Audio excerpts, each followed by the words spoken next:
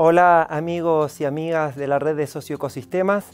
Bueno, estoy muy contento de compartir algunas reflexiones y algunos pensamientos con ustedes que vienen trabajando en un enfoque de sustentabilidad sobre sistemas socioambientales y socioagroecológicos. La invitación a la reflexión y al pensamiento que quisiera hacerles es tratar de pensar estos sistemas socioambientales que ustedes estudian e investigan, antes de pensarlos como sistemas, tratar de pensarlos como problemas complejos. Y la reflexión que yo quisiera compartir con ustedes es tratar de pensar la relación entre la ciencia y la política en la investigación de problemas complejos. Es decir, tratar de pensar o problematizar la relación entre nuestras estrategias de construcción de conocimiento en el mundo y nuestras prácticas de acción y de transformación del mundo. Entonces, propongo para esto invitarlos a pensar un problema a partir de 3 preguntas que me parecen sugerentes para abordar este tipo de objetos y problemas de estudio. Y estas 3 preguntas podríamos plantearlas del siguiente modo. La primera es: ¿cómo es el mundo en que vivimos? La segunda es: ¿cómo es el mundo en que deseamos vivir? Y la tercera es: ¿cómo pasamos del mundo actual al mundo deseado? Por la palabra mundo no entiendo, o creo que no debemos entender solo la totalidad de la humanidad en el planeta, sino mundo son los fragmentos de nuestra experiencia, de nuestros ámbitos de prácticas, donde conocemos y actuamos, donde vivimos y sentimos, donde actúan las comunidades y una heterogeneidad de actores sociales. Y yo quiero proponer quisiera proponerles el concepto de problemas complejos como una categoría clave para tratar de entender nuestro presente, lo que sucede en el mundo, pero también como una categoría clave para pensar futuros deseables y futuros alternativos y diseñar estrategias para construirlos. Y la pregunta, a la luz de estos 3 interrogantes que me hago y que comparto con ustedes, es: ¿qué tipo de ciencias y qué tipo de políticas necesitamos para abordar estos problemas complejos y construir un futuro mejor? ¿Qué tipo de ciencias y qué tipo de políticas, qué tipo de prácticas de construcción de conocimiento y qué tipos de prácticas de acción y de intervención en el mundo? Entonces, para desarrollar esta idea me gustaría tratar de reflexionar un poco más sobre este concepto mismo de problemas complejos y plantear el interrogante acerca de qué es un problema complejo. Y me gustaría distinguir quizás entre 2 preguntas, ¿no? Por un lado, la pregunta acerca de qué es un problema o de qué hablamos cuando hablamos de problemas, y por el otro lado, qué es lo complejo o por qué un problema es complejo, de dónde viene la complejidad de un problema. Y creo que en general, para empezar con esta primera pregunta acerca de qué es un problema, tendemos a hablar de los problemas como hechos o cosas que suceden en el mundo. Tendemos a usar la palabra problema para describir situaciones que producen insatisfacción en el mundo, que quisiéramos que fuesen diferentes. Pero en nuestro lenguaje hablamos de los problemas como cosas en el mundo que que existen de modo independiente de nosotros. Y mi invitación o mi provocación es decir: los problemas no existen, ¿no? Los problemas no existen como un dato de la realidad. Ningún problema está dado en la experiencia inmediata, de modo independiente a los sujetos que actúan, que viven, que hablan y que piensan en ese mundo. Un problema es siempre algo para alguien, ¿no? Entonces, mi invitación es, antes de hablar de problemas, pensar más bien en los procesos de problematización, es decir, de pensar cómo y por qué una experiencia, un fenómeno, se ha convertido en un problema. Y podríamos dar ejemplos muy diversos de estos, ¿no? ¿Por qué en un momento de la historia de la cultura, del pensamiento y de la ciencia de Occidente, el problema de la sostenibilidad se convirtió en un fenómeno relevante sobre el cual tratamos de pensar, de decir y de hacer algo? Pero podríamos pensar experiencias o temáticas muy distintas que en un momento de la historia del pensamiento se convirtieron en problemas, ¿no? ¿O por qué, por ejemplo, en algún momento de la historia de la humanidad, la locura se convirtió en un problema y surgió un saber sobre los locos, la medicina psiquiátrica, e inventamos el neuropsiquiátrico para encerrar a los locos? Pensar en los procesos de problematización es pensar en cómo fragmentos de nuestra vida, fragmentos de nuestro mundo, se convierten en problemas en torno a los cuales surgen políticas, surgen discursos, surgen relaciones de poder, surgen acciones y surgen campos de saber que buscan conducir o gobernar esos problemas. Entonces, mi idea o mi perspectiva es la idea de que un problema complejo es una experiencia problematizada que busca ser conocida y transformada porque es evaluada como no deseable o porque juzgamos y pensamos que esta situación no está bien y debería ser diferente. Entonces, a través de esta idea de la problematización y de los problemas como productos de estos procesos sociales, políticos, cognitivos, podemos plantearnos esta pregunta, que es la pregunta por la complejidad o la pregunta acerca de por qué un problema es complejo. Y lo que yo quisiera invitarlos es a pensar 3 vectores o 3 líneas posibles que hacen a la complejidad de un problema. El primer vector tiene que ver con la existencia de múltiples puntos de vista. El segundo vector con el entrelazamiento de los aspectos epistémicos, éticos y políticos. Y el tercer vector tiene que ver con el entrelazamiento del tiempo o del pasado, del presente y del futuro. Entonces, me voy a referir muy brevemente a cada uno de estos vectores para brindar algunas pistas si es que son útiles para pensar lo que ustedes vienen tratando de construir y de desarrollar en la red. La idea de los múltiples puntos de vista, ¿no? En estas experiencias problematizadas, en estos problemas complejos, no hay un único punto de vista desde donde explicar y comprender ese sistema, sino que hay una multiplicidad de actores sociales, políticos, económicos, además de los actores académicos y científicos, que actúan en ese mundo, que ponen en juego saberes, que ponen en juego estrategias de poder, que ponen en juego valores para construir esa experiencia como problema o para saber algo de ese problema y también para transformarlo.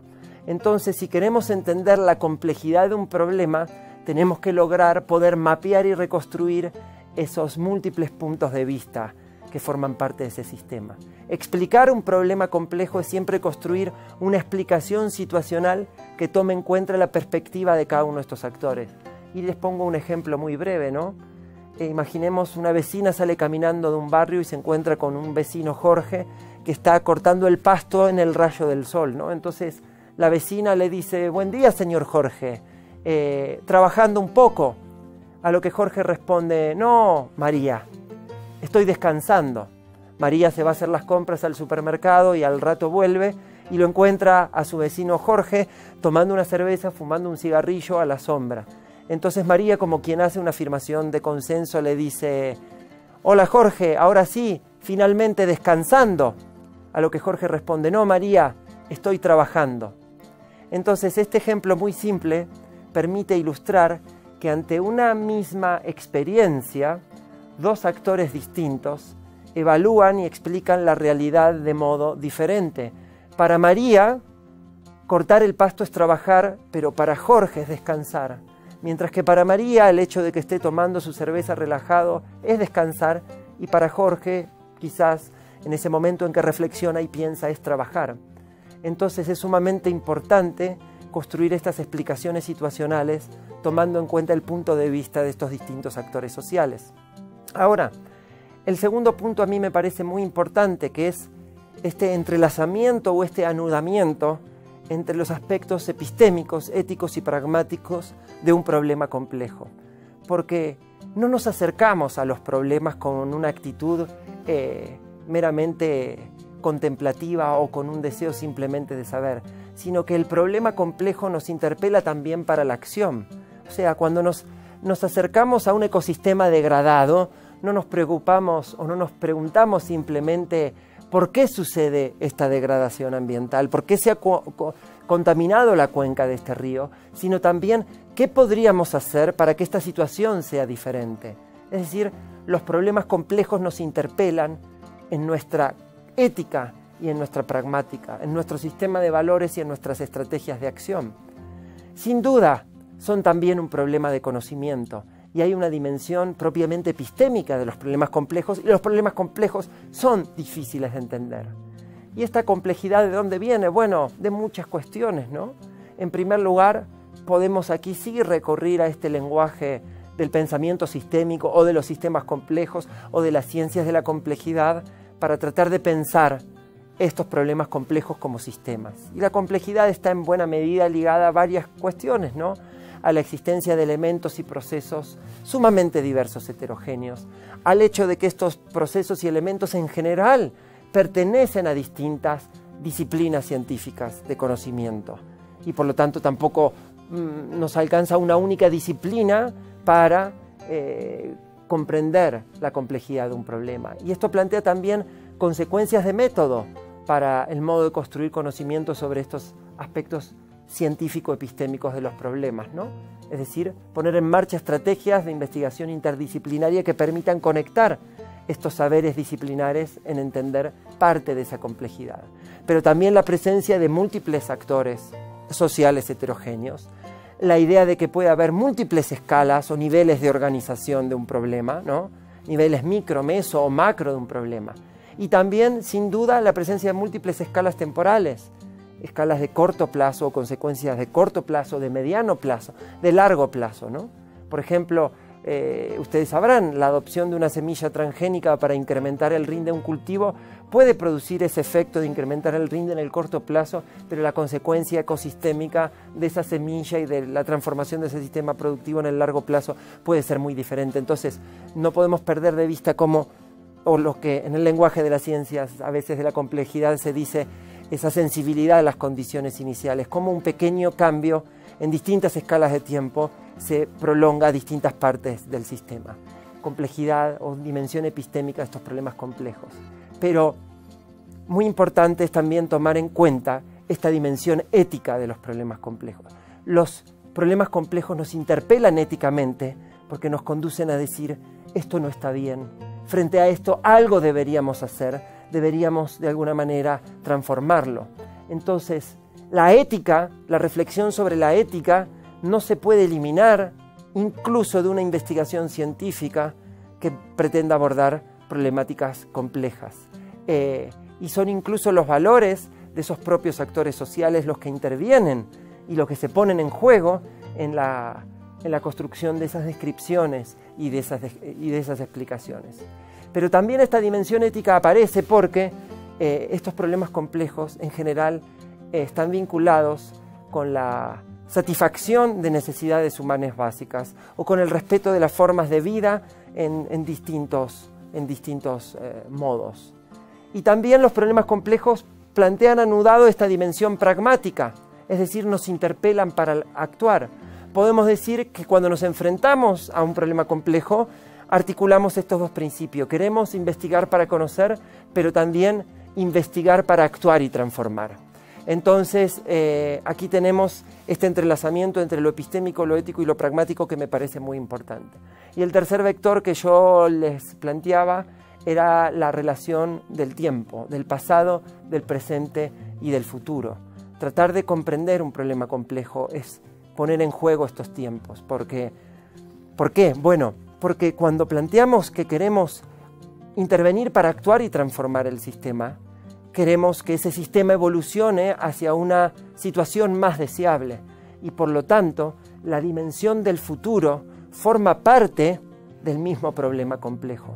No podemos investigar un problema complejo y mucho menos construir estrategias para actuar y transformarlo si excluimos la dimensión del futuro de nuestra racionalidad científica académica y también de la racionalidad política y de la racionalidad social de todos los actores que allí participan. Entonces tenemos que tomar en cuenta el futuro, tenemos que tomar en cuenta el presente para saber dónde estamos parados, qué es lo que sucede hoy en el sistema y tenemos que tomar en cuenta también el pasado para comprender la historia de ese problema. Entonces estas tres dimensiones temporales podríamos incluso plantearlas en forma de pregunta. Si tomamos la dimensión del presente, podríamos plantear la pregunta acerca de dónde estamos, pero también hacia dónde estamos yendo, es decir, es el problema de la tendencia. Si esta lógica, si esta estructura, si esta organización del sistema sigue operando como lo hace, ¿qué consecuencias va a tener en el mediano, en el corto o el largo plazo? Pero también podemos preguntarnos por el pasado, de dónde venimos o cómo este sistema ha llegado a ser lo que es. En el lenguaje sistémico podría ser preguntarnos por los procesos de estructuración de un sistema. Pero muy importantes son las preguntas relativas al futuro. Y creo que aquí hay dos preguntas que tenemos que hacernos, que son las preguntas hacia dónde deseamos ir y hacia dónde podemos ir. La diferencia entre el futuro deseable y el futuro posible. Entonces quisiera ahora agarrarme solamente de esta dimensión, de esta última dimensión temporal que es el futuro, y tratar de problematizar el futuro. Y podemos preguntarnos con toda legitimidad, ¿qué es el futuro? Y podemos decir que el futuro es el tiempo por venir, el futuro es lo que todavía no aconteció. Si nos paramos desde el pasado, ¿no? Desde el pasado reciente o más remoto, podemos decir que nuestro presente visto desde este pasado era un futuro. Y que un presente distinto al actual podría haber tenido lugar si otra hubiese sido la historia, si otras prácticas hubiesen tenido lugar en esa historia. Entonces también podemos ver que nuestro futuro va a ser algún día presente y que no hay un único futuro. Esta es la idea que quiero plantearles. No hay un único futuro, el futuro no está determinado, el futuro no se predice ni se descubre, el futuro se inventa y se construye. Hay una variedad de futuros posibles. La pregunta es, ¿cuál es el futuro deseable y si es posible ese futuro que deseamos? Entonces, en esta pregunta sobre el futuro, me interesa introducir una reflexión ética y política. Yo creo que pensar el futuro, de alguna manera, construir una idea del futuro que deseamos alcanzar, es plantearnos ciertos fines, ciertas metas, ¿no? Y que eso es esencialmente una actividad política. La política es ante todo la deliberación sobre los fines. Pero para poder elegir entre fines, es decir, este futuro me gusta más que otro, este fin es mejor que el otro, necesitamos ineludiblemente poner en juego nuestros valores. Solo podemos elegir entre futuros alternativos a través de poner en juego cierto marco normativo, cierto marco ético, ciertos valores. Entonces, el concepto de futuro deseable es al mismo tiempo un concepto político porque implica el compromiso con ciertos fines y es también un concepto ético porque implica el compromiso con ciertos valores. Entonces, me gustaría sugerirles, para ir concluyendo esta idea, una suerte de tríada y triángulo donde en cada vértice vamos a poner tres palabras distintas: lo deseable, lo posible y lo probable. Pensar constructivamente en problemas complejos implica articular estas tres lógicas: la lógica de lo posible, la lógica de lo deseable y la lógica de lo probable. En general, como científicos formados en ciencias, estamos más acostumbrados a trabajar con la lógica de lo probable, es decir, los modelos estadísticos y el cálculo de probabilidad que ya conocemos. Pero la lógica de lo deseable es absolutamente importante, porque implica pensar esos futuros comunes, esos futuros que deseamos. Y la lógica de lo posible implica introducir una racionalidad estratégica del tipo ¿qué pasaría si? Y aquí la pista de reflexión, de investigación que yo quisiera dejarles es la posibilidad de utilizar modelos de simulación o técnicas de simulación humana mediante juegos de rol como una estrategia, como una forma de exploración de esas posibilidades del juego social que forma parte de estos sistemas socioambientales que ustedes quieren conocer y transformar. Pensar entonces el presente de lo que somos, pensar la historia de cómo hemos llegado a ser lo que somos, pensar el futuro como un espacio de posibilidades y pensar las estrategias para construir esos futuros deseables y así apropiarnos creativamente del devenir. Yo creo que el concepto de problemas complejos puede ser útil para esta construcción colectiva, creativa y democrática de futuros mejores para nuestras comunidades. Bueno, muchas gracias y nos estamos viendo.